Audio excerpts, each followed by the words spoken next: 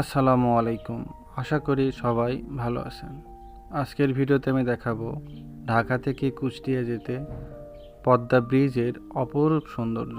তো চলুন ভিডিওটি শুরু করা যাক। আমি কমলাপুর রেল স্টেশন থেকে ট্রেনে উঠি। ট্রেনে ওঠার সময় আমার অনেক লেট হয়ে যায়, আস্তে আস্তে ট্রেনটি ছেড়ে দেয়। তাই তাড়াহুড়ো করে অমনি আমি ট্রেনে উঠে পড়ি। তাই স্টেশনের আর ভিডিও ধরতে পারিনি। ট্রেনের জানালার পাশে আমার সিট, জানালার পাশে বসে প্রাকৃতিক সৌন্দর্য দেখতে দেখতে আমি যেতে থাকি। পদ্মার এপারে ছোটোখাটো বিল্ডিং, এবং সবথেকে মজার বিষয়টা আমার ভালো লেগেছে যে রাস্তাগুলো আসলে অসম্ভব রকম সুন্দর, আর ট্রেন লাইনগুলো নতুন। অপরূপ সৌন্দর্যের মাঝে এক লীলাভূমি তৈরি হয়েছে। ট্রেন যতই যেতে থাকে সৌন্দর্যটা ততই গভীরতা বের হয়ে আসে। আর ট্রেনের স্টেশনগুলো আসলেও অসম্ভব রকম সুন্দর, যা ডিজিটাল যুগের ডিজিটাল স্টেশন। অসম্ভব রকম সুন্দর, আপনারা না দেখলে এটা বুঝতে পারবেন না।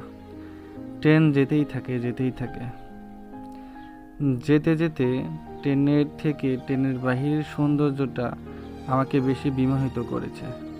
এবং এই সৌন্দর্য দেখে কাশফুল এবং সবুজে ঘেরা আমাদের প্রাকৃতিক এই বাংলাদেশটা আসলে অসম্ভব রকম সুন্দর। এটা মনেই হচ্ছে না এটা বাংলাদেশ। এই দেশটা অন্যান্য দেশের মতো বাংলাদেশও আজ অনেক উন্নত হয়েছে। ট্রেনের ভিতরের দৃশ্যটা আসলে অসম্ভব রকম। ট্রেনে তেমন একটা ভিড় নেই, পাশের একটি চাষা শশা কেটে খাচ্ছিল। তারপর আমরা একটা সময় পদ্মা ব্রিজের উপর উঠি। ব্রিজ থেকে বাইরে দৃশ্যটা আসলে অসম্ভব রকম সুন্দর।